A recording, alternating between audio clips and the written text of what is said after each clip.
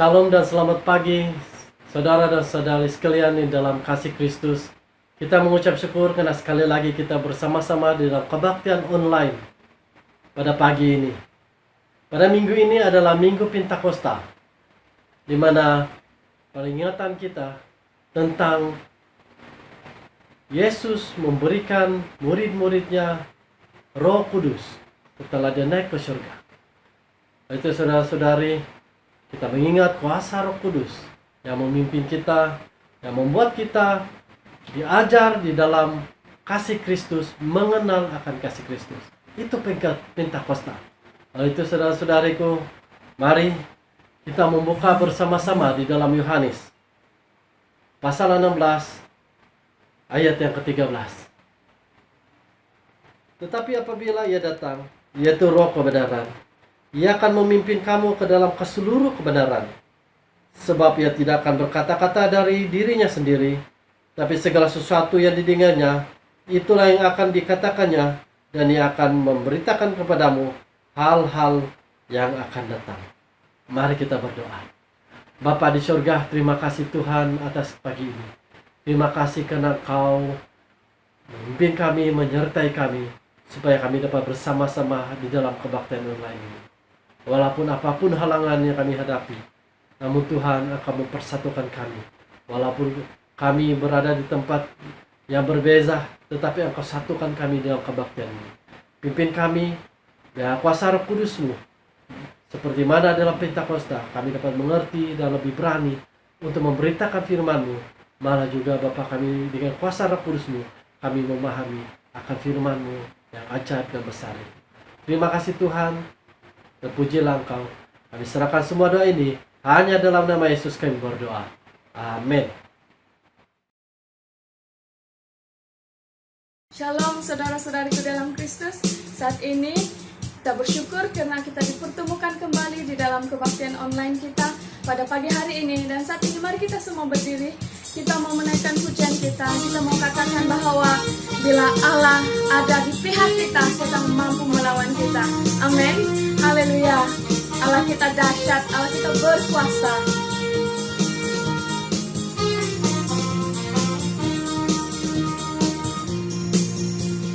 Allah bagi kita, siapakah lawan kita? Allah bagi kita, janjinya untuk kita,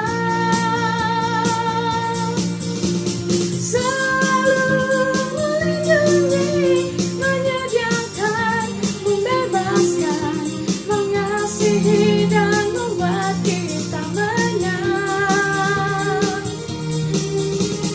Tak ada yang dapat memisahkan kita dari kasih Yesus, dan kita lebih dari pemenang. Haleluya, kita lebih dari pemenang. Allah bagi kita, siapakah lawan kita? Allah bagi kita, janjinya untuk kita, selalu melindungi, menyediakan, membebaskan, mengasihi dan membuat kita menang. Tak ada yang dapat memisahkan kita dari kasih Yesus, dan kita lebih dari pemenang. Tak ada yang dapat memisahkan kita dari kasih Yesus, dan kita lebih dari pemenang. Tak ada yang dapat memisahkan kita dari kasih Yesus, dan kita lebih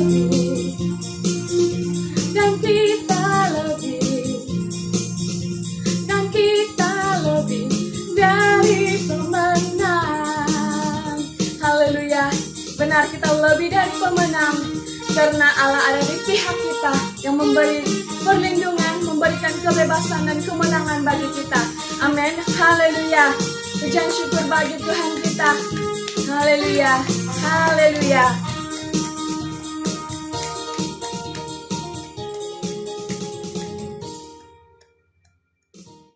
Saat ini mari kita bertenang di hadapan Tuhan.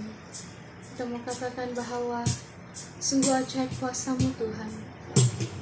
Sungguh ajaib kuasa Roh Kudus-Mu yang memulihkan hidup kami. Engkau menyembuhkan kami, Engkau menghiburkan kami dengan kuasa kasih-Mu ya Tuhan. Oh, haleluya. Mari kita naikkan pujian ini bersama.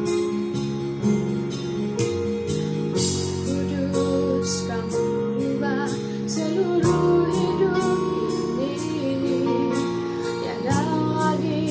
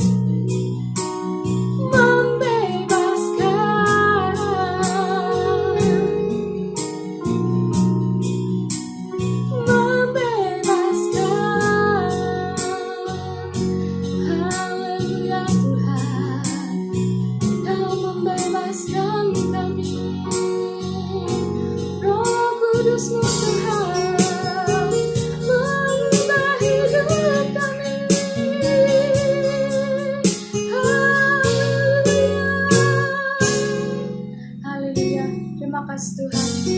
Segala hormat, pujian dan syukur kami kembalikan hanya dalam nama Yesus Tuhan dan Juru Selamat kami.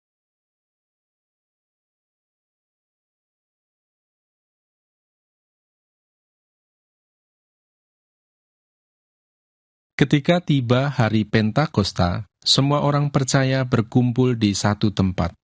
Tiba-tiba turunlah dari langit suatu bunyi seperti tiupan angin keras yang memenuhi seluruh rumah di mana mereka duduk. Dan tampaklah kepada mereka lidah-lidah seperti nyala api yang bertebaran dan hinggap pada mereka masing-masing. Maka penuhlah mereka dengan Roh Kudus, lalu mereka mulai berkata-kata dalam bahasa-bahasa lain, seperti yang diberikan oleh Roh itu kepada mereka untuk mengatakannya. Waktu itu di Yerusalem diam orang-orang Yahudi yang saleh dari segala bangsa di bawah kolong langit. Ketika turun bunyi itu, berkerumunlah orang banyak. Mereka bingung karena mereka masing-masing mendengar rasul-rasul itu berkata-kata dalam bahasa mereka sendiri. Mereka semua tercengang-cengang dan heran, lalu berkata, "Bukankah mereka semua yang berkata-kata itu orang Galilea? Bagaimana mungkin kita masing-masing mendengar mereka berkata-kata dalam bahasa kita sendiri, yaitu bahasa yang kita pakai di negeri asal kita? Kita orang Partia, Media, Elam, penduduk Mesopotamia, Yudea, dan Kapadokia, Pontus dan Asia, Frigia dan Pamfilia, Mesir, dan daerah-daerah Libya yang berdekatan dengan Kirene, pendatang-pendatang dari Roma, baik orang Yahudi maupun penganut agama Yahudi, orang Kreta dan orang Arab. Kita mendengar mereka berkata-kata dalam bahasa kita sendiri tentang perbuatan-perbuatan besar yang dilakukan Allah." Mereka semuanya tercengang-cengang dan sangat termangu-mangu sambil berkata seorang kepada yang lain, "Apakah artinya ini?" Tetapi orang lain menyindir, "Mereka sedang mabuk oleh anggur manis." Maka bangkitlah Petrus berdiri dengan ke-11 rasul itu, dan dengan suara nyaring ia berkata kepada mereka, "Hai kamu orang Yahudi dan kamu semua yang tinggal di Yerusalem, ketahuilah dan camkanlah perkataanku ini. Orang-orang ini tidak mabuk seperti yang kamu sangka, karena hari baru pukul 9. Tetapi itulah yang difirmankan Allah dengan perantaraan Nabi Yoel. Akan terjadi pada hari-hari terakhir, demikianlah firman Allah, bahwa aku akan mencurahkan rohku ke atas semua manusia, maka anak-anakmu laki-laki dan perempuan akan bernubuat, dan teruna-terunamu akan mendapat penglihatan-penglihatan, dan orang-orangmu yang tua akan mendapat mimpi. Juga ke atas hamba-hambaku laki-laki dan perempuan akan kucurahkan rohku pada hari-hari itu, dan mereka akan bernubuat. Dan aku akan mengadakan mujizat-mujizat di atas, di langit, dan tanda-tanda di bawah, di bumi, darah dan api dan gumpalan-gumpalan asap. Matahari akan berubah menjadi gelap gulita, dan bulan menjadi darah, sebelum datangnya hari Tuhan, hari yang besar dan mulia itu. Dan barang siapa yang berseru kepada nama Tuhan akan diselamatkan." Shalom dan selamat pagi. Bacaan Mazmur diambil daripada Mazmur 104 ayat yang ke-26 hingga ayat yang ke-36. Ayat yang ke-26, "Di situ kapal-kapal berlayar dan lawitan yang telah kau bentuk untuk bermain dengannya. Semuanya menantikan engkau, supaya diberikan makanan pada waktunya. Apabila engkau memberikannya, mereka memunggutnya.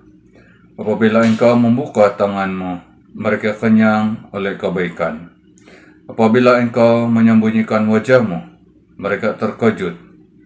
Apabila engkau mengambil roh mereka, mereka mati binasa dan kembali menjadi debu. Apabila engkau mengirim rohmu, mereka tercipta, dan engkau membaharui muka bumi. Biarlah kemuliaan Tuhan tetap untuk selama-lamanya. Biarlah Tuhan bersukacita karena perbuatan-perbuatannya. Dia yang memandang bumi sehingga bergentar, yang menyentuh gunung-gunung sehingga berasap. Aku hendak menyanyi bagi Tuhan selama aku hidup. Aku hendak bermazmur bagi Allahku selagi aku ada. Biarlah renunganku manis kedengaran padanya. Aku hendak bersukacita karena Tuhan. Biarlah habis orang-orang berdosa dari bumi, dan biarlah orang-orang fasik tidak ada lagi. Pujilah Tuhan, hai jiwaku. Haleluya. Kemuliaan kepada Bapa dan kepada Anak dan Roh Kudus, sekarang dan selama-lamanya. Amin. Roma pasal 8 ayat 22 hingga 27. Sebab kita tahu bahwa sampai sekarang segala makhluk sama-sama mengeluh dan sama-sama mereka sakit bersalin. Dan bukan hanya mereka saja, tetapi kita yang telah menerima karunia sulung Roh, kita juga mengeluh dalam hati kita sambil menantikan pengangkatan sebagai anak, yaitu pembebasan tubuh kita. Sebab kita diselamatkan dalam pengharapan, tetapi pengharapan yang dilihat bukan pengharapan lagi. Sebab bagaimana orang masih mengharapkan apa yang dilihatnya? Tetapi jika kita mengharapkan apa yang tidak kita lihat, kita menantikannya dengan tekun. Demikian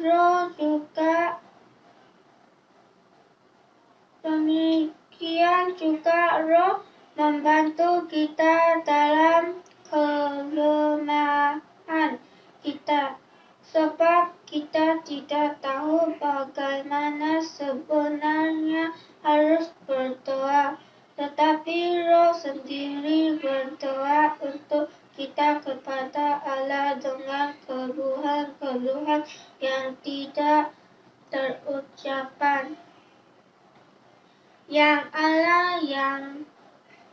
Allah yang menyelidiki hati nurani mengetahui maksud Roh itu, yaitu bahwa Ia sesuai dengan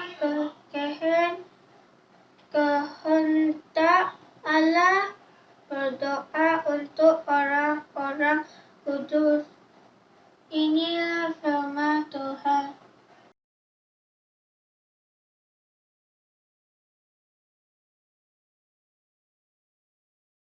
Jikalau penghibur yang akan kuutus dari Bapa datang, yaitu roh kebenaran yang keluar dari Bapa, ia akan bersaksi tentang aku. Tetapi kamu juga harus bersaksi, karena kamu dari semula bersama-sama dengan aku. Semuanya ini kukatakan kepadamu supaya kamu jangan kecewa dan menolak aku. Kamu akan dikucilkan, bahkan akan datang saatnya bahwa setiap orang yang membunuh kamu akan menyangka bahwa ia berbuat bakti bagi Allah. Mereka akan berbuat demikian karena mereka tidak mengenal baik Bapa maupun aku. Tetapi semuanya ini kukatakan kepadamu, supaya apabila datang saatnya kamu ingat bahwa aku telah mengatakannya kepadamu. Hal ini tidak kukatakan kepadamu dari semula, karena selama ini aku masih bersama-sama dengan kamu. Tetapi sekarang aku pergi kepada Dia yang telah mengutus aku, dan tiada seorang pun di antara kamu yang bertanya kepadaku, "Kemana engkau pergi?" Tetapi karena aku mengatakan hal itu kepadamu, sebab itu hatimu berduka cita. Namun benar yang kukatakan ini kepadamu, adalah lebih berguna bagi kamu jika aku pergi. Sebab jikalau aku tidak pergi, penghibur itu tidak akan datang kepadamu. Tetapi jikalau aku pergi, aku akan mengutus dia kepadamu. Dan kalau ia datang, ia akan menginsafkan dunia akan dosa, kebenaran, dan penghakiman. Akan dosa, karena mereka tetap tidak percaya kepadaku. Akan kebenaran, karena aku pergi kepada Bapa, dan kamu tidak melihat aku lagi. Akan penghakiman, karena penguasa dunia ini telah dihukum. Masih banyak hal yang harus kukatakan kepadamu, tetapi sekarang kamu belum dapat menanggungnya. Tetapi apabila ia datang, yaitu Roh kebenaran, ia akan memimpin kamu ke dalam seluruh kebenaran, sebab ia tidak akan berkata-kata dari dirinya sendiri. Tetapi segala sesuatu yang didengarnya itulah yang akan dikatakannya, dan ia akan memberitakan kepadamu hal-hal yang akan datang. Ia akan memuliakan aku, sebab ia akan memberitakan kepadamu apa yang diterimanya daripada aku. Segala sesuatu yang Bapa punya adalah aku punya. Sebab itu aku berkata, ia akan memberitakan kepadamu apa yang diterimanya daripadaku.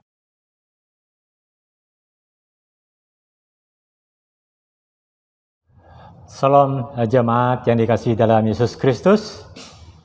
Jadi khotbah kita pada pagi ini diambil daripada Yohanes pasal yang ke-15, ayat yang ke-26, sambung pasal yang ke-16 hingga yang ke-15. Ini berkenaan dengan perjanjian Tuhan untuk mengutus Roh Kudus. Sesuai dengan musim kita pada minggu ini, Ahad ini adalah Ahad Pentakosta. Dalam kata lain, kita sudah sampai di musim yang paling panjang di dalam kalender kita Kristen, yaitu musim Pentecost ataupun Trinity. Jadi untuk itu, mari kita melihat di dalam teks kita, seperti mana Yesus menjanjikan untuk mengutuskan Roh Kudus kepada murid-muridnya. Jadi sebelum kita melihat dengan lebih dalam tentang Roh Kudus yang diutus oleh Yesus, mari kita berdoa. Bapa di surga, kami bersyukur pada pagi ini kami diperingatkan sekali lagi dalam hidup kami Ahad ini sebagai permulaan musim Pentecost ataupun Trinity, mengingat akan penggenapan ataupun menggenapi janjimu untuk mengirim kepada murid-muridmu Sang Penolong, Sang Penghibur ataupun Roh kebenaran. Itulah yang memampukan kami sampai hari ini. Oleh Tuhan, biar kami belajar daripadamu melalui pimpinan Roh Kudus. Dalam nama Tuhan Yesus kami berdoa. Amin. Jadi saudara, suatu peristiwa yang agak menyedihkan kepada murid-murid Tuhan Yesus.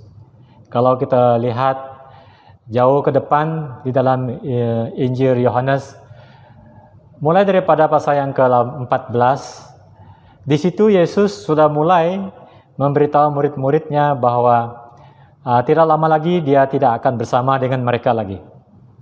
Ya, jadi apabila mereka mendengar bahwa Yesus tidak akan bersama dengan mereka lagi, dari mulut Yesus sendiri, ada di kalangan murid-murid Yesus sudah mulai risau, sudah mulai khawatir, ada yang sudah mulai bingung dengan keadaan.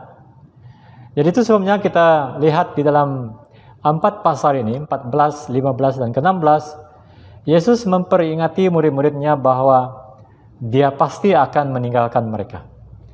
Dan dia pasti akan balik dari mana dia datang.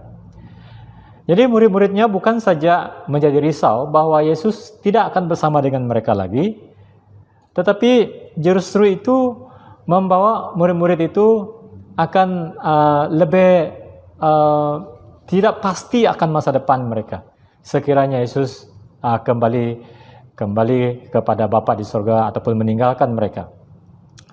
Jadi saudara, ini suatu keadaan yang membuat murid-murid Yesus menjadi gelisah, menjadi resah, susah hati. Sebab guru mereka yang mereka percaya selama 3 tahun bersama dengan dia, mereka mengharapkan bahwa suatu hari nanti Yesus ini akan menubuhkan kerajaan surga, kerajaan Allah di bumi. Dan tetapi message yang mereka dapat daripada Yesus ialah, tidak, saya akan kembali, saya akan meninggalkan kamu, kata Yesus kepada mereka. Jadi mereka resah. Jadi saudara, walau bagaimanapun Yesus memberi banyak kata-kata, bukan saja yang menghiburkan mereka, tetapi menguatkan mereka. Jadi untuk itu saudara, saya ingin mengangkat satu tema daripada teks kita ini, yaitu Allah Roh Kudus bagi dan di pihak kita. Maksudnya, Allah itu telah mengutus Roh Kudus melalui Yesus anaknya, yaitu Roh Kudus itu dibagi bagi kita, diutus bagi kita, dan Roh Kudus itu nanti akan bagi kita. Roh Kudus itu adalah bagi pihak kita. Jadi itu yang kita sedang alami sampai pada hari ini, bermula daripada peristiwa Pentakosta yang dibaca tadi di dalam Kisah Para Rasul pasal yang kedua ayat 1 sampai yang ke-21, seperti mana Yesus menjanjikan untuk mengutus Roh Kudus.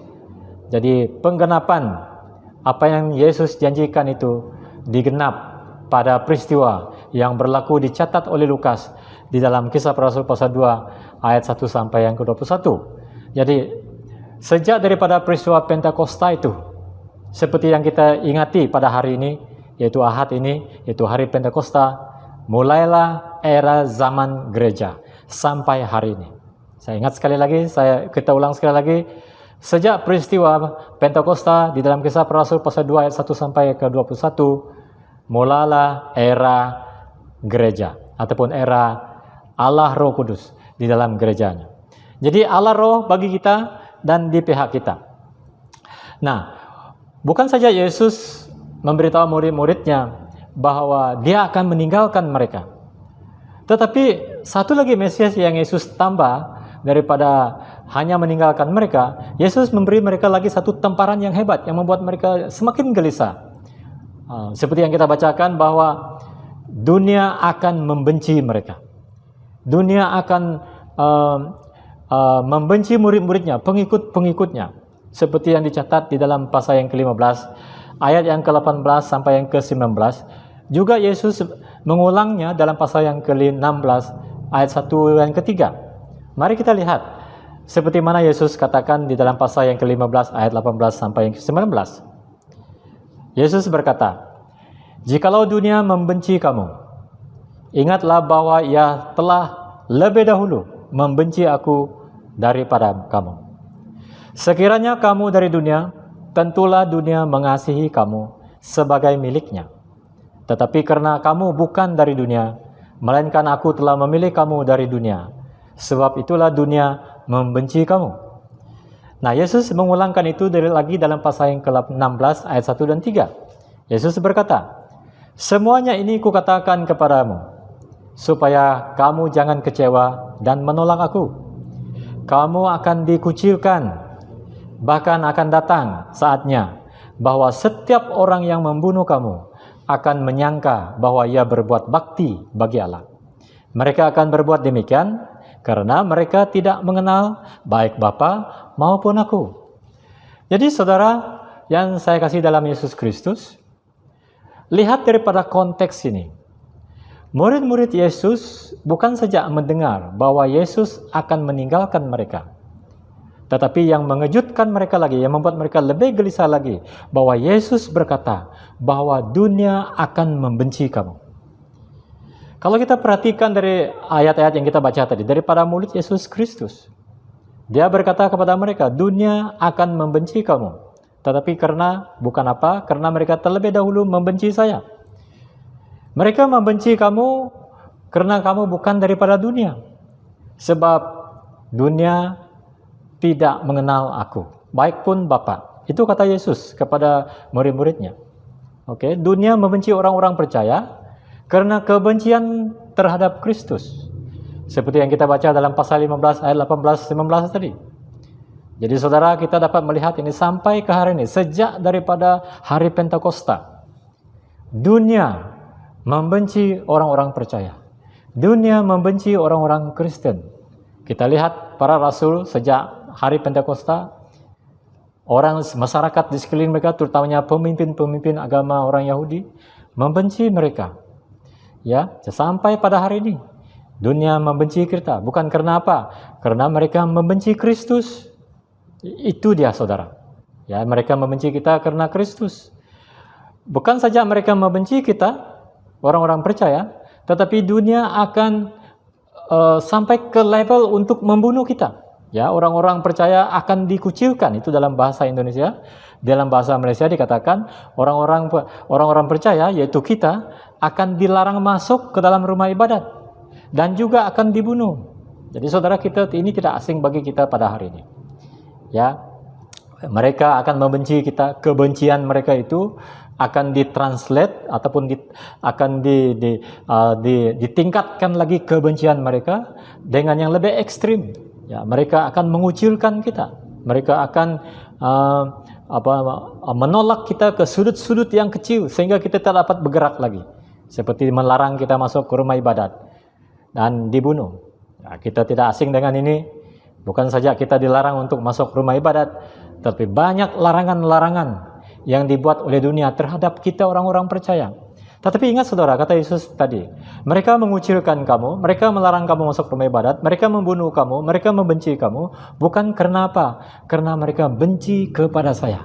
Sebab mereka tidak tahu siapa Bapa dan siapa saya. Lalu orang-orang yang membenci orang Kristen ini saudara, ya mereka menyangka mereka berbakti kepada Allah. Mereka fikir ya demi Allah kita, mari kita berperang demi Allah, mari kita melakukan sesuatu demi Allah, mari kita mempertahankan agama kita, mari kita mempertahankan Allah. Jadi mereka fikir mereka melakukan semuanya itu, mereka berpikir itu berbakti kepada Allah. Tetapi sebenarnya saudara, mereka melakukan semuanya itu adalah kebencian mereka kepada Kristus.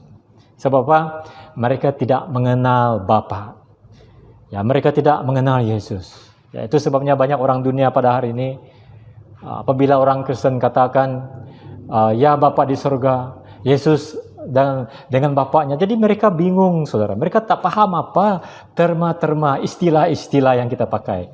Jadi apabila kita berkata bahwa Bapa itu Allah yang di surga itu adalah Bapa Yesus, Bapa mengirim Yesus, mereka pikir bahwa Tuhan itu ada istri, lalu ada anak, lalu Yesus menjadi anaknya. Dan jadi mereka tak paham. Yesus kata di sini, dunia tidak mengenal Bapa dan juga Yesus. Nah, itu skenarionya, saudara. Supaya kita paham apa yang dikatakan oleh Yesus nanti. Yesus berkata, kita ulang sekali lagi, Yesus berkata, dia akan meninggalkan murid-muridnya. Bukan saja dia meninggalkan muridnya, tetapi dunia akan membenci mereka. Dunia akan mengucilkan mereka. Dunia akan membunuh mereka. Jadi murid-muridnya, bayangkan kita menerima berita seperti ini. Seseorang yang kita percaya. Lalu dia katakan, saya tidak akan bersama dengan kamu lagi. Jadi nanti kalau saya tidak ada lagi, kamu ingat tak? Jadi orang akan membenci kamu, orang akan tangkap kamu, orang akan membunuh kamu dan sebagainya. Nah, bagaimana rasa kita kalau kita menerima pesan terakhir seperti itu? Pasti kita akan resah. Pasti kita akan gelisah, takut dan sebagainya. Jadi melihat akan reaksi murid-muridnya. Ya, mereka sudah takut. Ada di antara muridnya kata, kemana engkau pergi? Boleh kami tahu kemana kau pergi? Dan sebagainya. Lalu Yesus tahu reaksi murid-muridnya apabila mereka mendengar dia berkata demikian. Nah, sungguh menghiburkan. Yesus berkata, bukan saja saya pergi, tetapi kalau saya pergi nanti, saya akan mengutus Sang Penghibur. Saya akan mengirim Sang Penolong, Roh kebenaran. Nah, itu yang kita akan lihat pada pagi ini, saudara. Kita sudah lihat latar belakangnya, konteksnya, bagaimana Yesus menjanjikan Roh Kudus. Jadi di dalam pasal yang ke-15 ayat 26 sampai 27 dan juga dalam pasal yang ke-16 ayat 5 sampai yang ke-15. Di situ Yesus memberi harapan. Yesus memberi jaminan harapan kepada murid-muridnya dengan menjanjikan untuk mengutus Roh Kudus kepada mereka. Roh Kudus itu nanti akan menolong mereka. Roh Kudus itu nanti akan menghibur mereka. Roh Kudus itu nanti akan membawa mereka dalam segala kebenaran. Jadi Yesus menggulungkan mesejnya kepada murid-muridnya. Bukan saja saya meninggalkan kamu, tetapi jangan susah. Saya akan mengutus Roh Kudus, Sang Penghibur, Sang Penolong itu bagi kamu. Jadi saudara, kita mau lihat siapakah Roh Kudus ini. Roh Kudus adalah pribadi yang ketiga di dalam Allah Tritunggal. Nah, ini suatu doktrin yang paling utama dalam kekristenan. Sebab doktrin kealahan kita adalah Allah yang Tritunggal. Ya, walaupun kita tidak memahami ini secara manusia, tetapi sebagai orang Kristen semua kita sudah tahu bahwa Allah kita itu adalah Allah yang Tritunggal. Ya, yang kita sebut sebagai Trinity pada hari ini. Ya, jadi Roh Kudus itu adalah pribadi yang ketiga di dalam Allah yang Tritunggal itu. Pribadi yang pertama adalah Bapa. Pribadi yang kedua adalah Anak, yaitu Yesus. Lalu pribadi yang ketiga adalah Roh Kudus. Jadi ketiga pribadi ini mempunyai satu esensi, yaitu esensi Allah. Mereka adalah satu esa, ya, Allah yang esa. Tetapi tiga pribadi di dalam Tritunggal ini. Jadi inilah yang dijanjikan oleh Yesus. Allah Bapa di surga, nanti Tuhan Yesus akan balik kepada Bapa di surga, tetapi Bapa dan Anak akan mengirim yaitu Roh Kudus kepada murid-muridnya. Ya, kenapa demikian? Sebab Yesus, kalau Yesus masih di dunia ini, saudara, bersama dengan murid-muridnya, kehadirannya akan terhad. Jadi maksudnya kalau Tuhan Yesus berada di Yerusalem, dia tidak akan berada di Galilea. Contohnya, kalau Yesus di dunia ini masih secara manusia, hadir secara fisikal di dunia sampai hari ini. Jadi susah Yesus untuk bergerak di dunia ini kan? Ya, dia manusia. Kalau dia berada di contohnya di gereja kita di di Saint Mary. Yesus berada di Saint Mary. Dia tidak akan berada di Saint Paul di PJ sana. Dia tidak akan berada di mana-mana gereja. Ya, bayangkan banyak gereja di seluruh dunia ini. Jadi Yesus tidak akan dikatakan orang maha hadir secara fisikal manusia. Itu sebabnya kepentingan Yesus balik ke surga. Dia pergi dengan Bapa di surga supaya dia kirimkan Roh Kudus kepada murid-muridnya, supaya dalam Roh Kudus Allah yang Tritunggal itu di dalam pribadi yang ketiga ini boleh hadir di mana-mana dalam roh. Contohnya pada hari ini, ya, Roh Kudus itu ada di mana-mana di seluruh dunia. Waktu kita berada di Saint Mary, dia juga di gereja-gereja yang lain di seluruh dunia dia ada, sebab dia adalah Roh Kudus. Jadi Yesus memberi gelaran-gelaran ataupun nama kepada Roh Kudus. Di dalam ayat yang ke-26 pasal 15 tadi, Yesus memberi gelaran kepada Roh Kudus ini sebagai Sang Penghibur. Di dalam terjemahan yang lain dikatakan Sang Penolong. Nah, jadi Sang Penghibur ataupun Sang Penolong ini merujuk kepada pekerjaannya yang menolong, ya, yang menghibur, yang menguatkan. Jadi dalam hal-hal yang kita lakukan di dunia ini, murid-muridnya, Roh Kudus akan menolong mereka. Dalam hal-hal yang mereka tak mampu lakukan, Roh Kudus akan menolong, memampukan mereka melakukannya.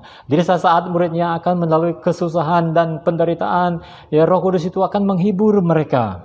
Di dalam muridnya akan menghadapi segala ancaman, keresahan, kelemahan, Roh Kudus akan menguatkan mereka. Jadi itu sebabnya penting Yesus mengirim Roh Kudus ini.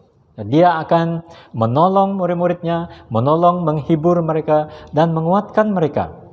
Dan juga gelaran yang kedua yang Yesus beri dalam ayat yang ke-26 adalah Roh Kebenaran. Jadi Roh Kebenaran ini merujuk kepada pekerjaan Roh Kudus dalam hal mengajar. Ya, dia yang mengajar. Contohnya pada hari ini, ya, kamu nampak kita yang sedang berkhotbah setiap hari Minggu atau mengajar, sebenarnya Roh Kudus yang mengajar kita. Roh Kudus yang berbicara melalui kita, memberi kita kemampuan, memberi kita hikmat, memberi kita kemampuan untuk mengajar. Jadi Roh Kudus yang mengajar kita. Jadi waktu kita mengajar dan kamu yang sedang mendengar, Roh Kudus itulah yang bertanggung jawab. Roh Kudus itulah yang bekerja untuk mengajar dan mengerti. Jadi Roh Kudus itu sebabnya dikatakan Roh Kebenaran. Ya, dia mengajar, dia akan menjelaskan ataupun menerangi sesuatu yang kurang kita faham, dan juga Roh Kudus itu akan memperingati kita. Itu peranan, itu pekerjaan Roh Kudus dewasa ini dalam kehidupan Kristen pada hari ini. Itu Roh Kebenaran. Nah, orang Kristen faham tentang hal ini. Itu sebabnya kita tidak ada masalah untuk mengerti akan iman kita kepada Yesus, karena kita ada Roh Kudus dalam diri kita. Roh Kudus yang akan menerangkan itu bagi kita. Roh Kudus yang akan menjelaskan sesuatu problem itu bagi kita. Dan Roh Kudus juga akan memperingatkan sesuatu kepada kita. Lain daripada orang yang lain, yang di luar sana yang tidaklah Roh Kudus, ya, message Injil yang paling simple pun, yang paling sederhana pun, mereka tak faham. Contohnya Yesus mati di kayu salib, Yesus anak perawan daripada Maria, Yesus bangkit daripada kematian dan sebagainya. Orang dunia apabila seperti yang saya katakan dari awal tadi, apabila mereka mendengar terma-terma ataupun istilah-istilah yang kita pakai dalam gereja, mereka bingung, mereka tak faham. Kenapa? Sebab mereka tidak ada Roh Kudus. Tapi puji Tuhan, Yesus telah mengutus Roh Kudus itu bagi kita yang percaya. Jadi kita tidak ada masalah untuk memahami sesuatu rohani yang paling simple, yang paling sederhana. Jadi Roh Kudus bekerja di dalam pikiran dan hati kita. Ya, pada saat kita berpikir, Roh Kudus yang sepatutnya bekerja dalam pikiran kita. Roh Kudus juga yang memimpin hati kita. Itu sebabnya paling penting kita membenarkan Roh Kudus itu di dalam hidup kita, saudara. Ya, dalam kita berpikir, ada saja peperangan dalam hidup kita. Ya, seperti yang kita paham, maklum bahwa di dalam pikiran kita sebenarnya adalah peperangan yang paling hebat. Di dalam hati kita adalah peperangan yang paling hebat. Ada 3 roh. Ada 2 ataupun 3 roh yang sedang berlawanan di dalam hidup kita sebagai orang Kristen. Di dalam pikiran kita, ya, pikiran duniawi kita, pikiran jasmani kita, pikiran kedagingan kita juga sedang menggerak kita untuk berpikir. Ya, kita pikir yang kedagingan, kita pikir yang keduniaan. Tetapi di dalam hal yang sedemikian juga, ada juga pikiran kita, ada lagi satu suara dalam pikiran kita, dalam hati kita, yang memperingatkan kita bahwa apa yang dipikirkan dunia, yang dunia ataupun yang kedagingan itu tidak betul. Jadi ada peperangan itu berlaku. Oke? Jadi kita mesti dengar mana pikiran, mana suara Roh Kudus dalam hidup kita. Di dalam hati kita, dalam pikiran kita membenci orang, kita geram dengan orang. Itu suatu roh kedagingan yang coba mempengaruhi kita untuk membuat kita marah. Tetapi ada lagi satu suara dalam hati dan pikiran kita, suruh kita bersabar, suruh kita memaafkan. Jadi saudara, Roh Kudus itu seperti yang dikatakan dari awal tadi, Roh Kudus itu adalah roh kebenaran yang akan mengajar kita, yang akan memperingati kita, yang akan menjelaskan bagi kita. Roh Kudus itu juga menolong kita dalam bersaksi dan memberitakan Injil. Jadi kalau kita tidak ada kemampuan untuk berkata-kata, Roh Kudus akan menolong kita dalam kita bercakap tentang Yesus, bercakap tentang Injil. Roh Kudus itulah yang akan memampukan kita untuk berkata-kata. Ya, jangan risau tentang pengetahuan kita tentang Alkitab. Ya, benarkan Roh Kudus itu memimpin hidup kita. Dalam kita menjadi saksi Kristus, Roh Kudus akan membantu kita. Ucapan kita adalah ucapan daripada Tuhan itu sendiri. Roh Kudus akan memberi kita hikmat pada saat kita memerlukannya. Ya, mungkin kamu ada pengalaman apabila kamu berhadapan dengan orang yang tidak percaya kepada Yesus, kamu tidak tahu apa nak cakap. Bagaimana untuk memulakan kesaksian? Tetapi akhirnya kamu buka mulut kamu juga. Dan kamu tersadar yang kamu sedang bercakap tentang Yesus kepada orang lain. Lalu siapa yang memampukan kamu untuk berkata-kata? Roh Kuduslah yang memampukan kamu. Itu sebenarnya kita penting Roh Kudus ini. Sebab seperti Yesus katakan, Dia akan menolong kita, Dia akan menguatkan kita. Jadi Roh Kudus juga akan menolong kita di dalam kelemahan-kelemahan kita. Ya, nah, itu Roh kebenaran itu tadi, Dia akan menguatkan kita. Sebab kita ini lemah. Jadi ada banyak kelemahan kita. Jadi di dalam kita menghadapi banyak kelemahan-kelemahan ini, Roh Kudus akan menolong kita. Seperti yang kita baca dalam Roma pasal yang ke-8 ayat 26 tadi. Paulus berkata, Roh membantu kita dalam kelemahan kita. Sebab kita tidak tahu bagaimana sebenarnya harus berdoa. Tetapi Roh sendiri berdoa untuk kita kepada Allah dengan keluhan-keluhan yang tidak terucapkan.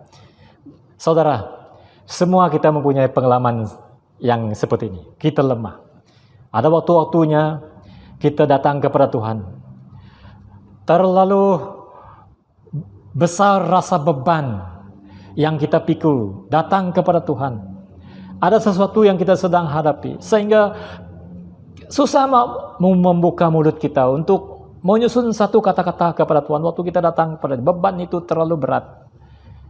Jadi waktu kita datang kepada Tuhan, suara dari mulut kita tidak keluar, tetapi hati kita sedang berdoa kepada Tuhan.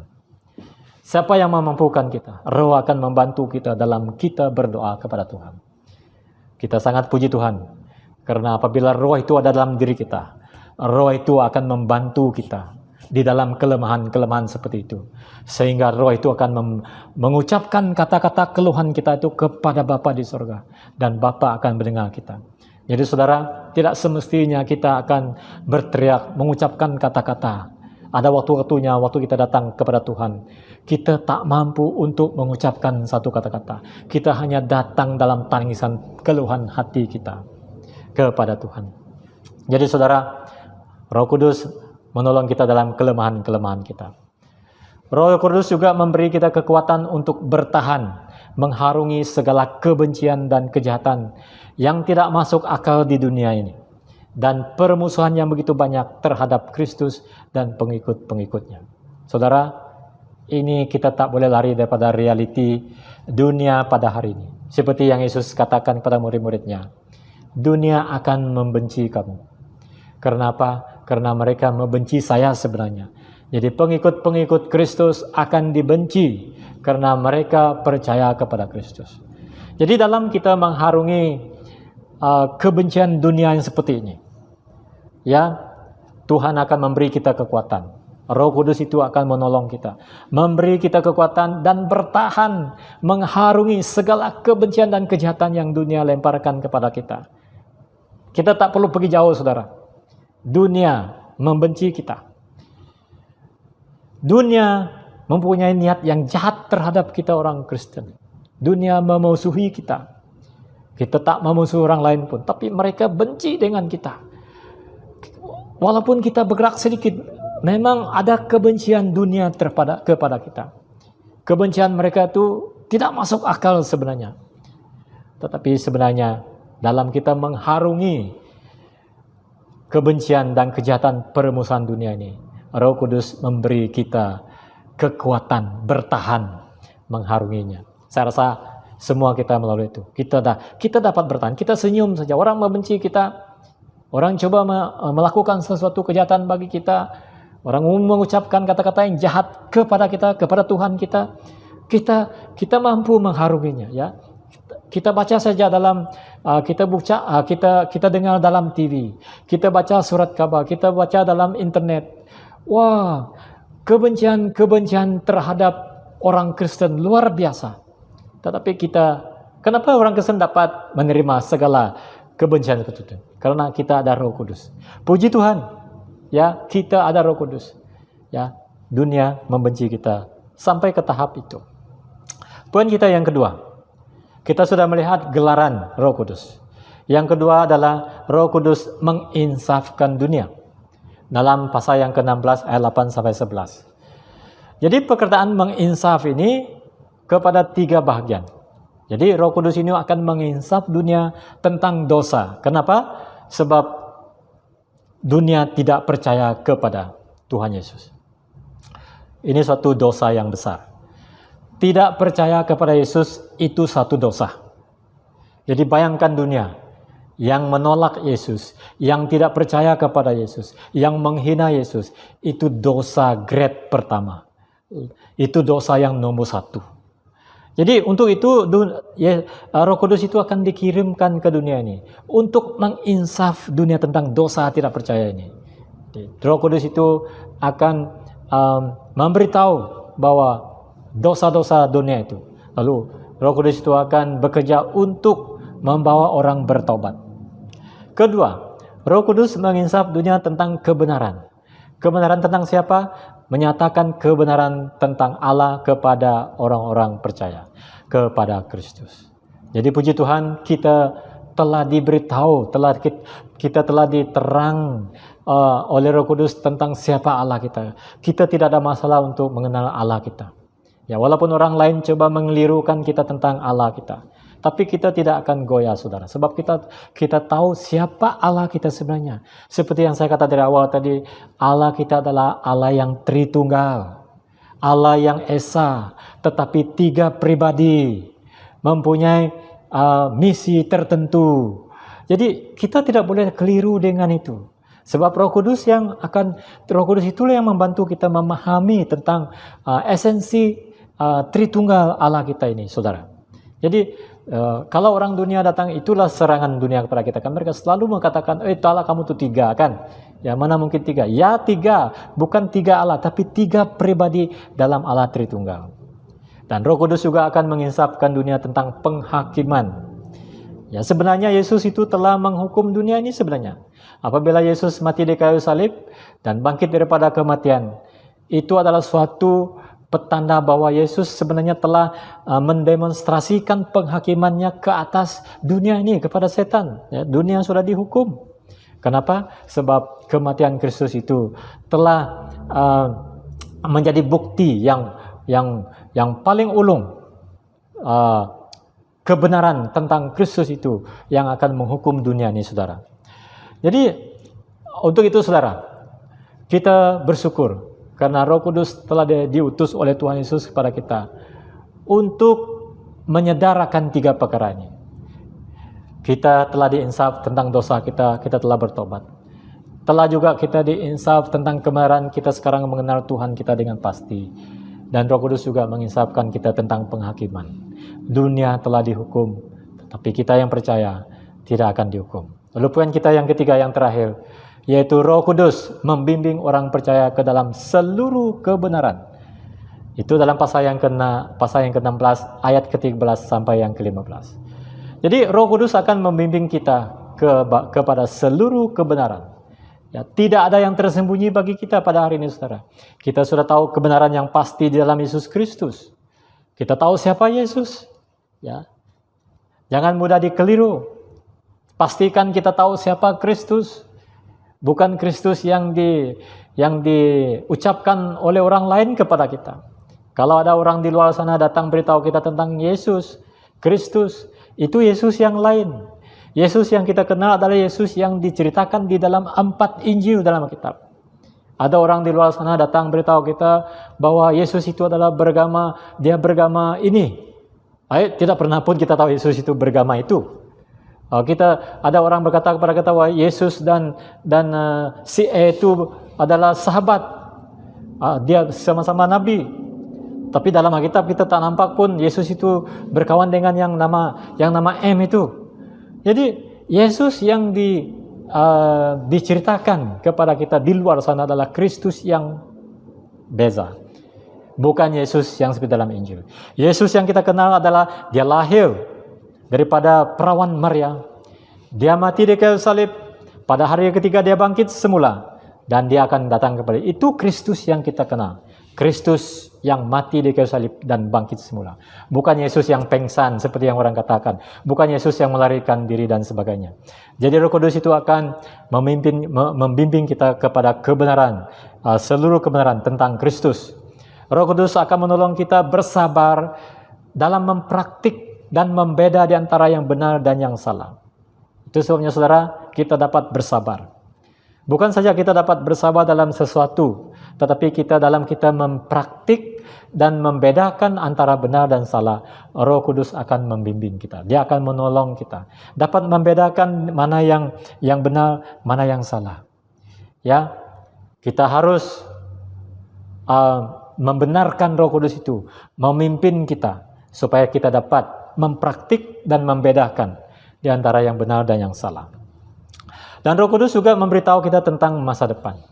Jadi apabila Roh Kudus datang, bukan saja dia akan menolong menghibur kita pada saat ini, tetapi Roh Kudus juga memberitahu kita sesuatu yang akan datang di kemudian hari. Dia akan membimbing kita ke arah yang akan datang itu, kepada penggenapan yang akan terlaksana tidak lama lagi. Kita tahu di dunia ini sekarang, saudara, huru-hara luar biasa terjadi. pandemik terjadi, tapi kita orang Kristen kita tidak risau, kita tidak panik. Kenapa? Kita sudah diberitahu awal. Dunia baru mengenal hal ini. Dunia panik hari ini. Apa ini sedang terjadi. Tapi kita orang Kristen, kita rileks saja. Kenapa? Sebab kita telah diberitahu oleh Roh Kudus, oleh Yesus di dalam kitab. Semua perkara yang berlaku di dunia ini pada hari ini telah diberitahukan kepada kita. Hanya orang Kristen yang tidak baca kitab saja yang turut serta terkejut dengan apa yang berlaku di dunia ini. Orang Kristen yang sentiasa bersama dengan Yesus, dipimpin oleh Kudus. Apapun yang berlaku pada hari ini, berlaku esok, semuanya sudah diberitahukan kepada kita. Jadi Roh Kudus juga akan memberi kita sifat, misi, dan penentangan yang kita akan hadapi. Ya, apa sifat misi kita? Roh Kudus akan beritahu kita. Dalam kata lain, bagaimana nanti kita akan menghadapi dunia pada saat ini. Apa nanti penentangan yang kita akan hadapi di dunia pada hari ini? Roh Kudus telah beritahu kita. Roh Kudus berkata akan hari-hari terakhir nanti orang-orang Kristen akan menghadapi banyak kesukaran, akan menghadapi banyak penentangan. Penentangan itu bukan semakin rendah, semakin sedikit, tetapi penentangan itu akan semakin hebat dan semakin hebat. Jadi jemaah yang dikasihi dalam Yesus Kristus, sebagai aplikasi pelajaran kita pada hari ini, saya ingin mengangkat 2 perkara saja. Yang membedakan kita dengan orang dunia adalah pemilikan Roh Kudus. Dunia tidak ada Roh Kudus, kita memiliki Roh Kudus. Oleh demikian, sebagai orang percaya, marilah kita membenarkan Roh Kudus itu menguasai dan memimpin pikiran dan hati kita. Sebab dengan hal itu saja kita dapat membedakan mana pikiran duniawi, mana pikiran kedagingan, dan sebagainya. Kalau kita benarkan Roh Kudus itu memimpin hidup kita. Dengan cara menyerahkan semua aspek hidup kita kepada pimpinan dan kehendaknya. Biarlah pimpinannya berlaku, biarlah kehendaknya berlaku dalam hidup kita. Belajar untuk menyerahkan segala rancangan dan cita-cita kita kepada Tuhan. Yang kedua, Roh Kudus yang dijanjikan Yesus sudah diberi pada hari Pentakosta lebih daripada 2000 tahun yang lalu. Para murid setelah mereka menerima kuasa Roh Kudus berubah dari takut menjadi berani. Jadi saudara, dalam kita menghadapi kesusahan, penderitaan, penganiayaan, ketidakadilan dan sebagainya pada hari ini, ingat, suatu penghiburan bagi kita, Roh Kudus ada bersama dengan kita. Itu sebabnya saudara, waktu kita sedang di mana-mana pun, sudah berlada di mana-mana pun, kita ada Roh Kudus bersama dengan kita. Dia akan bertindak, menolong, dan menghibur kita. Seperti dalam Roma pasal yang ke-8 ayat 31, saya ingin mengutip sekali lagi. Paulus berkata, jika Allah di pihak kita, siapakah yang akan melawan kita? Allah bersama dengan kita pada hari ini, yaitu dengan pribadi ketiga Tritunggal, yaitu Roh Kudus. Jadi siapa dapat melawan kita? Roh Kudus di pihak kita. Mari kita berdoa. Bapa di surga, kami berterima kasih, sangat-sangat berterima kasih, bersyukur karena Engkau ada bersama dengan kami. Di dalam pribadi ketiga dalam Tritunggal, yaitu Roh Kudus.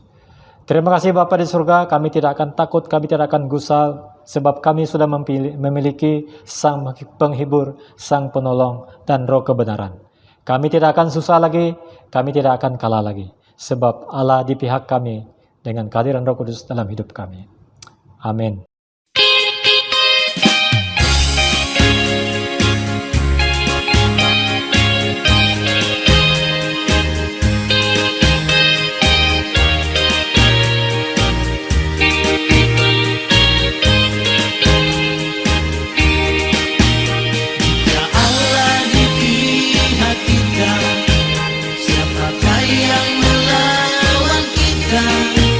Jika Allah di pihak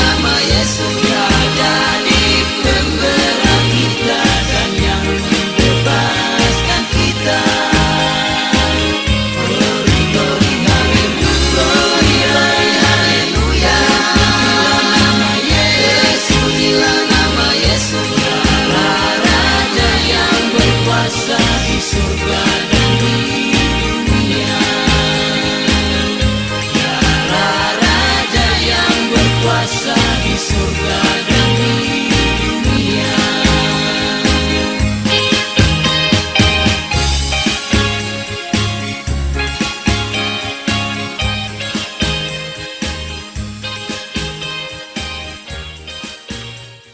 Saudara, kita masih lagi dalam keadaan berdiri. Mari kita mengucap syukur kepada Tuhan atas firman yang telah Dia beri dan juga menyerahkan pemberian kita kepada Tuhan.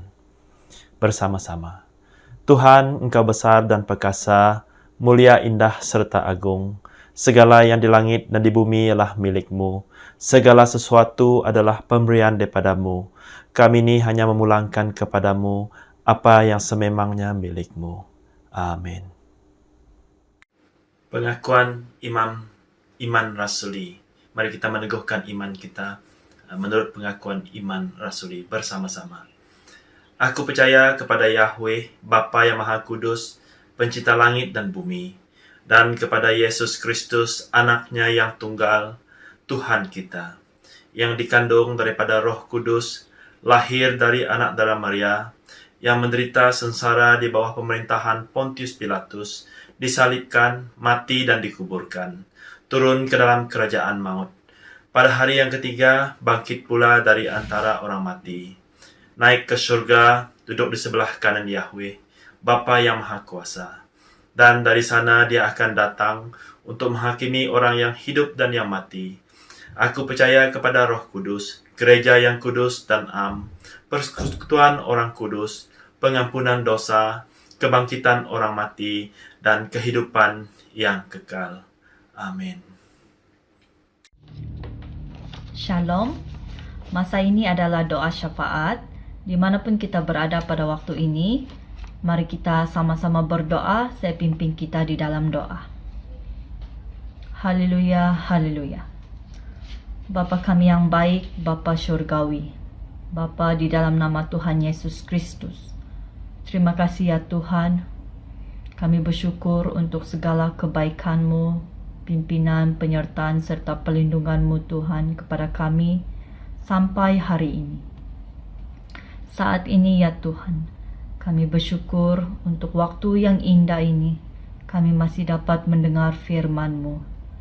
Berbicaralah kepada kami ya Tuhan. Lembutkanlah hati kami ya Tuhan, supaya kami dengan penuh sukacita dapat menerima setiap firman-Mu. Kami berdoa pada saat ini ya Tuhan, dengan kerendahan hati. Kami merendahkan diri di hadapan-Mu. Kami mengaku setiap kelalaian, kelemahan, dan dosa kami. Ampunilah kami ya Tuhan. Biarlah kuasa darah-Mu Yesus Kristus mengampuni kami dan memulihkan keadaan kami. Pada saat ini kami mau berdoa Tuhan untuk dunia, khusus sekali untuk peperangan di antara Palestina dan Israel. Kami mohon ya Tuhan agar ada kedamaian di antara satu sama lain. Kami berdoa Tuhan untuk saudara-saudari kami yang saat ini menjadi korban peperangan. Kiranya Tuhan menghibur mereka. Kami berdoa ya Tuhan agar mereka tetap tabah dan teguh di dalam iman mereka sepanjang mereka menghadapi penderitaan ini. Kami mohon ya Tuhan agar peperangan dan konflik ini Tuhan dapat dihentikan. Kami mau berdoa ya Tuhan untuk dunia dan negara kami Malaysia Tuhan.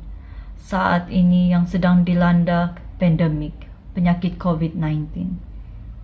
Kami berdoa ya Tuhan, di dalam nama Tuhan Yesus, agar Tuhan memulihkan pandemik ini.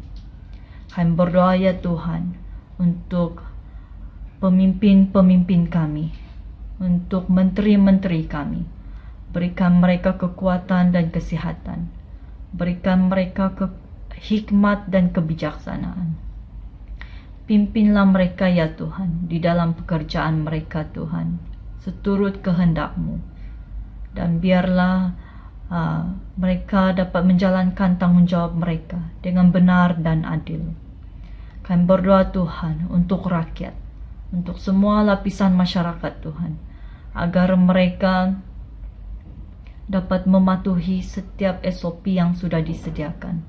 Kami berdoa Tuhan untuk semua lapisan masyarakat Tuhan, supaya bekerja sama Tuhan untuk memutuskan rantaian COVID-19 Tuhan. Kami berdoa Tuhan untuk frontliner Tuhan. Berikan mereka kekuatan, kesehatan Tuhan. Pimpin sertai mereka Tuhan dalam pekerjaan mereka Tuhan. Lindungi mereka Tuhan. Bapa di syurga, kami mau berdoa Tuhan untuk gereja-gereja di Malaysia Tuhan. Kami mau berdoa Tuhan agar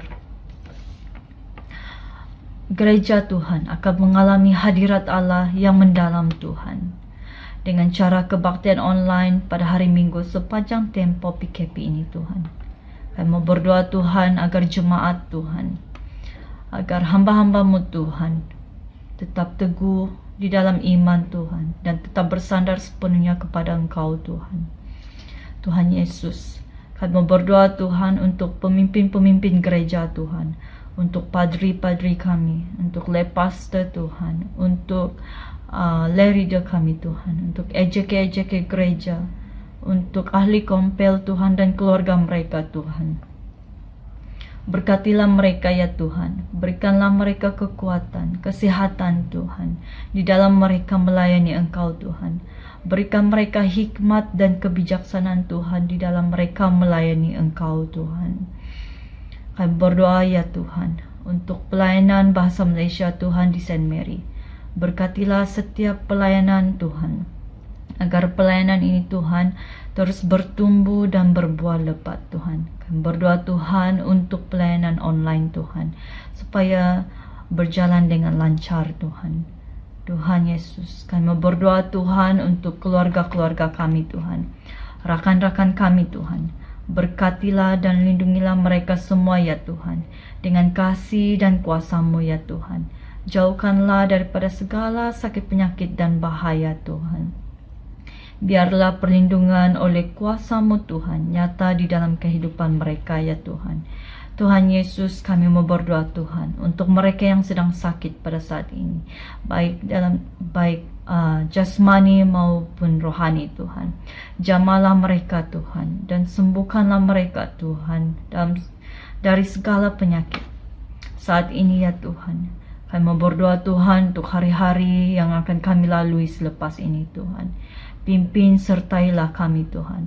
Biarlah hidup kami terus menjadi terang dan garam Tuhan, dimanapun kami berada Tuhan. Haleluya Yesus. Ya Tuhan, ini doa kami Tuhan. Kami mau serahkan semuanya Tuhan, hanya di dalam nama Tuhan Yesus Kristus, Juru Selamat kami yang hidup. Amin.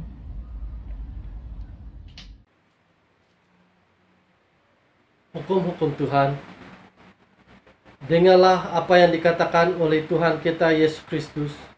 Kamu harus mengasihi Yahweh Tuhanmu dengan segenap hatimu, dan dengan segenap jiwamu, dan dengan segenap akal budimu, dan dengan segenap kekuatanmu. Ini adalah hukum yang pertama. Hukum yang kedua ialah kasihilah sesamamu manusia seperti dirimu sendiri. Tidak ada hukum lain yang lebih utama daripada kedua hukum ini. Bersama-sama, Tuhan, kasihanilah kami dan tuliskan semua hukum ini di dalam hati kami. Kita bersama-sama di dalam akuan dosa. Jika kita berkata bahwa kita tidak berdosa, maka kita menipu diri kita sendiri, dan kebenaran tidak ada di dalam kita. Jika kita mengaku dosa kita, maka Ia adalah setia dan adil, sehingga Ia akan mengampuni segala dosa kita dan menyucikan kita dari segala kejahatan. Semua Yahweh yang penuh belas kasihan, Bapa kami di surga, pencipta kami dan hakim kami, kami telah berdosa terhadap Engkau dan terhadap sesama manusia, baik dalam pikiran, perkataan, dan perbuatan, melalui kelalaian, kelemahan, dan kesalahan yang disengajakan. Kami sekarang bertobat dan benar-benar menyesal sebab kesalahan kami. Bapa, ampunilah kami demi anak-Mu, Yesus Kristus yang telah mati untuk kami. Kuatkanlah kami supaya dapat mengasihi dan menaatimu dalam kehidupan yang baru melalui Yesus Kristus Tuhan kami. Amin. Tuhan yang Maha Kuasa mengasihani kita, membebaskan kita dari segala dosa kita melalui Yesus Kristus Tuhan kita. Dia menguatkan kita untuk pelayanannya dengan kuasa Roh Kudus dan memelihara kita dalam kehidupan yang kekal. Menyatakan doa Tuhan di dalam lagu. Bapa kami yang ada di surga, dimuliakanlah nama-Mu.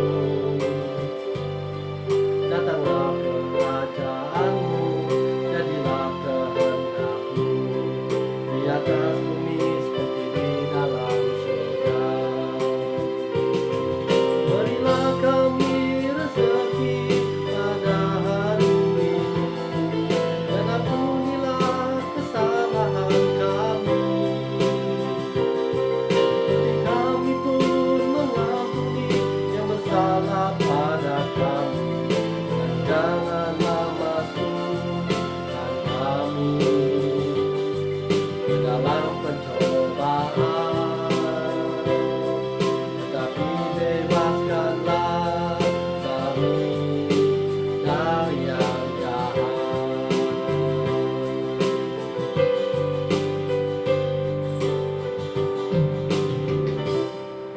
Karena Engkaulah yang mempunyai kerajaan, kuasa, dan kemuliaan, sekarang dan selama-lamanya. Amin. Doa syukur kita bersama-sama. Tuhan kekal Bapa kami yang di surga, kami mengucap terima kasih kepadamu yang telah menerima kami sebagai anggota-anggota hidup anak-Mu, Yesus Kristus penyelamat kami. Kami mengucap terima kasih kepadamu yang telah memberi kami makanan rohani di dalam sakramen tubuh dan darahnya. Sekarang, utuskanlah kami ke dalam dunia dengan damai, dan kurniakan kami kekuatan hati untuk mengasihi dan melayani Engkau dengan sukacita dan hati yang ikhlas. Amin. Jemaat, saudara-saudari, terima kasih karena perhatian kita pada pagi ini. Jadi kami bersama-sama dengan pemimpin gereja di PBM mengalu-alukan kamu yang mungkin buat pertama kali ikut ibadah pelayanan bahasa Malaysia pada pagi ini. Kami menyambut Anda dengan Shalom Pentakosta. Jadi sekarang kita dalam musim Pentakosta, sampailah kepada kita menanti akan advance lagi pada hujung tahun. Saya harap di penghujung Pentakosta ini nanti COVID tidak ada lagi. Jadi terima kasih karena perhatian kamu semua. Nah, bagi kamu yang bukan ahli pelayanan bahasa Malaysia, kamu berada di mana-mana pun di seluruh Malaysia, terima kasih atas kesetiaan kamu menyertai ibadah kita setiap hari Ahad. Kami mengharapkan kamu juga diberkati, didorong dengan pelayanan yang kita ada. Kami sangat senang hati menjadi saluran berkat kepada kalian walaupun kami tidak mengenal kamu. Puji Tuhan. Jadi saudara, tidak ada pengumuman khusus pada Ahad ini, pada pagi ini. Cuma saya ingin mengulang apa yang saya sebut di minggu-minggu yang lalu, bahwa sekarang keadaan di dalam negara kita nampaknya semakin tidak baik dalam kes-kes COVID. Jadi mari kita berdoa bersama-sama sementara kita menjaga diri kita supaya kita dihindari daripada sebarang hal yang tidak diingini dalam COVID-19 ini. Jadi Tuhan memberkati kamu semua, Tuhan menjaga kamu semua, dan Tuhan memberi kekuatan, kesehatan kepada kita semua. Jadi saudara, sebelum kita mengakhiri ibadah kita berdiri sekali lagi dan kita akan nyanyikan lagu yang terakhir kita. Haleluya. Sekali lagi saudara-saudariku dalam Kristus, mari kita bangkit berdiri. Kita menaikkan pujian ini bagi Tuhan kita. Kita mau katakan bahwa anggur baru tercurah di tempat ini. Amin. Haleluya. Roh Kudus tercurah di tempat ini. Urapannya yang ajaib memulihkan umatnya.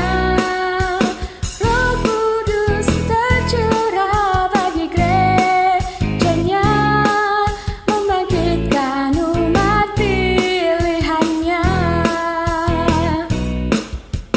Roh Kudus tercurah di tempat ini. Urapannya yang ajaib memulihkan umatnya. Roh Kudus tercurah bagi gerejanya, membangkitkan umat pilihannya. Katakan,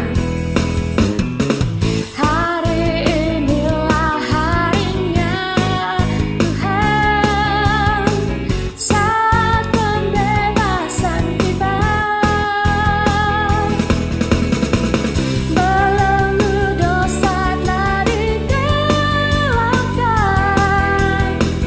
Mari bersorak bagi Dia. Hey! Anggur baru tercurah, penuhi umatnya dengan sukacita. Minyak baru tercurah, urapi umatnya, nyata kuasanya. Haleluya, nyata kuasanya. Haleluya.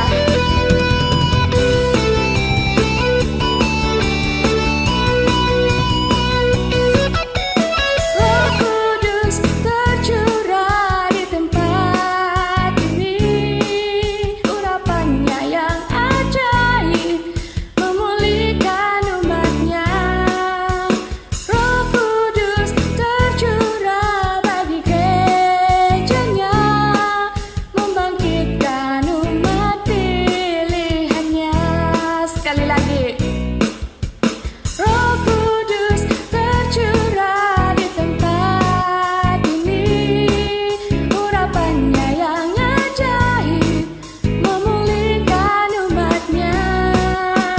Roh Kudus tercurah bagi gerejanya, membangkitkan umat pilihannya. Hari inilah harinya Tuhan, saat pembebasan tiba. Belenggu dosa telah dipatahkan. Mari bersorak bagi Dia. Hey! Anggur baru tercurah, penuhi umatnya dengan sukacita. Minyak baru tercurah, urapi umatnya, nyata kuasanya. Nyata kuasanya.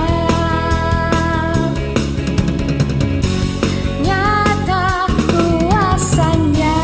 Haleluya. Kemuliaan bagi Tuhan kita.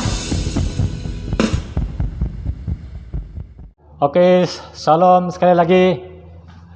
Sebelum kita pulang, terimalah berkat daripada Tuhan dan juga pengudusan dari Tuhan. Jemaat yang dikasihi dalam Yesus Kristus, sentosa Tuhan yang melebihi pengertian manusia, memeliharakan hati dan jiwa kamu di dalam pengetahuan dan kasih Tuhan dan anaknya Yesus Kristus Tuhan kita. Dan berkat Tuhan yang Maha Berkuasa, Bapa, Anak, dan Roh Kudus beserta dengan kamu dan tinggal serta dengan kamu sampai selama-lamanya. Amin. Amin. Amin.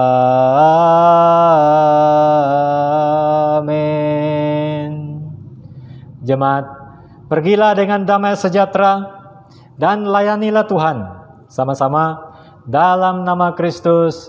Amin. Puji Tuhan, kita jumpa lagi online minggu hadapan.